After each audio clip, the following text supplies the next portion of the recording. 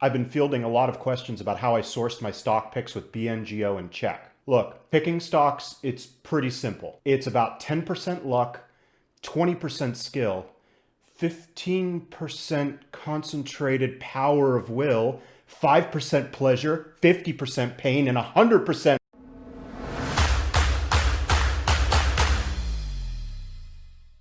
It's also about 1,000% coffee, but Fort Minor always neglects to mention that one in the song. Hey everybody, Walrus here from Walrus Street. Just a reminder, I am not a financial professional. All information in this video is for entertainment purposes only. How about CHEK?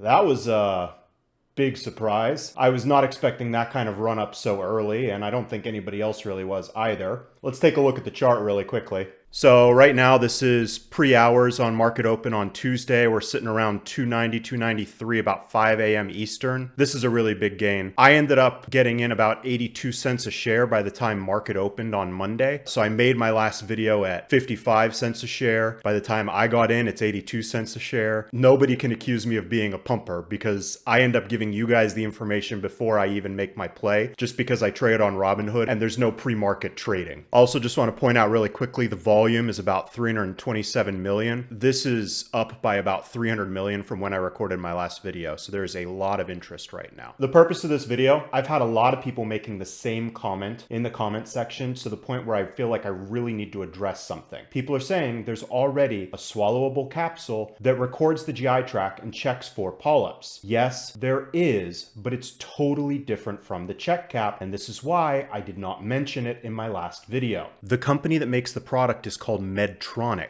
They have a whole product portfolio of cameras. They have one for Crohn's, they have a small bowel, that's for the small intestine, colon for the large intestine, and then an upper GI, that's going to be your esophagus. These are totally different though because they're optical cameras, they're not X-ray cameras. Now, since CHEK-CAP deals with the colon, let's take a look specifically at the PillCam Colon 2 system. This is their capsule. When you swallow the capsule, you have to wear the sensor belt around your waist, you have to attach the sensor array to your back, and you have to carry around a recorder for the data. Now, this is the patient brochure for PillCam's colon system. This is what it looks like when it's totally in operation. The guy swallows the capsule, he has to wear the recorder, he has to wear the belt, he has the sensors attached to his back. This does not look comfortable. Remember, for CHEK-CAP, we just have these 3 small sensors attached directly to your back. Also, for the PillCam, there are preparations. If you remember, CHEK-CAP is prep-less. Before the PillCam colon capsule procedure, your colon needs to be completely emptied. To clean your colon, your doctor will ask you to take laxatives before the procedure. It is important that you follow all the instructions, ingest all prep solution to ensure your doctor can see the colon properly. In addition, you will drink about 1 cup of laxative after the capsule is swallowed, and the recorder will alert you if this step needs to be repeated to ensure a complete procedure. Compare this with the CHEK-CAP, no bowel preparation,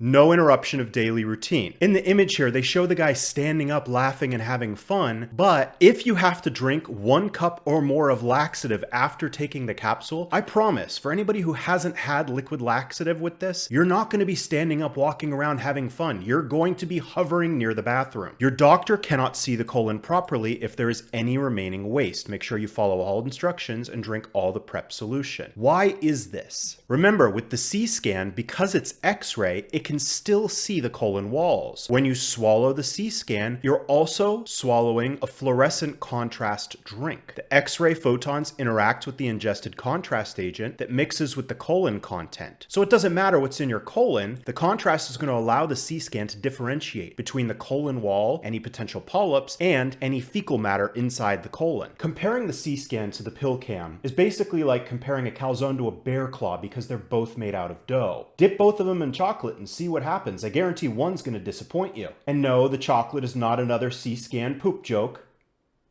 Or is it? Just a little bit of basic anatomy so you guys can understand what I'm saying. Here's your esophagus. When you eat food, you swallow it, moves down into the stomach. In the stomach, the food is mixed with stomach acid. It creates a liquefied solid called chyme. Now that chyme is going to pass into the small intestine, which is this purple one right here. The small intestine is really, really long. It's about 10 to 16 feet long. That's 3 to 5 meters for those of you who don't use freedom units. The chyme moves through the small intestine quickly, and that's what allows the PillCam's optical camera to get a look inside inside the small intestine pretty well. Same thing with the esophagus and the stomach. The problem happens when the chyme hits the large intestine. When it hits the large intestine, the water is reabsorbed into the body and chyme becomes feces. And those feces get kind of spackled onto the walls of the large intestine, and that's what makes scanning the walls so difficult. That's why the PillCam needs to have a precursor of a laxative treatment, and that's why the C-scan is so effective, because it can identify polyps through the feces. The large intestine goes from about here up to the top, down, and through. And then you have your rectum and your, as Borat would say it, anus. I had so many of those people coming into my comment section trying to catch me or something. These two products are completely different. I want to talk about how I'm going to play this, because this did go up a lot higher than I was anticipating. Right now, if you check out on FinViz, CHEK-CAP is listed, unusual volume. It's got a lot of attention right now. Yesterday, the market was absolutely bloody. But today, as of the recording of this video, futures are up about 9 points, which could indicate a little bit of a risk on. And there's more of a chance that people are going to ride CHEK-CAP's hot hand in a risk on market from a psychological perspective. Let's go ahead and take a look at my Robinhood account. Here you can see my CHEK-CAP position. I ended up getting in 1,000 shares at an average cost of about 83 cents a share. You can see the return there. I told you in my last video that I do want to sell a portion of my position once it becomes profitable to cover my initial investment in case this whole thing does go tits up. I'm going to assess the number of shares that I'll sell upon market open, but what I am going to do, and what I would advise you to do,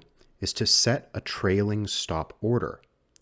Now, what you want to do for the trailing stop order is set a percent. I'm going to set 25, and I'll explain why in a moment. And you want to babysit the position. Now, I don't know how many shares I'm going to put into this because I don't know what the price is going to be upon market open. So I am going to reassess the number of shares. But my goal is to sell enough shares to cover my initial cost, which was about $828.80. If the stock is rising, I'm going to have to readjust that so I can lower the number of shares that I would sell on the stop loss. If the momentum is higher and the stock's still moving higher at market open, I'm going to ride the momentum up a little bit higher. But as soon as it starts to flatten, my plan is to go ahead and set a 25% stop loss. Now that's a really big stop loss, but you have to consider the market cap for this company is really small and it's very, very volatile because of the low stock price and the low shares outstanding. There's going to be a lot of price spikes. Typically, when I set a stop loss, I set it about 10%, but this isn't going to work here. 25% I think is going to be the way that I play this. I'm not going to sell my entire position at 25% because we still haven't had the FDA IDE notification. This might be a situation where it's kind of a buy the hype, sell the news thing, so I'm going to have to babysit this position. I still feel like there's a chance this comes crashing back down to earth in a moment's notice. But with the volume as high as it is, that likelihood is getting smaller and smaller. I want to thank you guys for supporting my channel. I've gotten a whole lot of love. I'm trying to respond to all the comments as quickly as I can, but my poor hands are cramping up. Just be patient, I'll get back to you. And I've also had a lot of questions about opening up a private Discord or a Patreon, and I'm going to answer that very, very simply. No. I'm not going to throw shade on other YouTubers who do that, but that's not how I want to run my channel. My channel will be monetized very soon thanks to all of your support, and I feel like that's enough. I want to give everybody the chance to share this information with me at the same time as soon as I publish it online, and I don't want to paywall any of my viewers. I appreciate all of you guys for supporting me, and I'm sorry if that's not what you want to hear about the Patreon, but if you do want to access my videos as soon as they go live, please make sure you like, subscribe, and most importantly, hit that alarm bell. Thanks a lot, guys. I appreciate your support.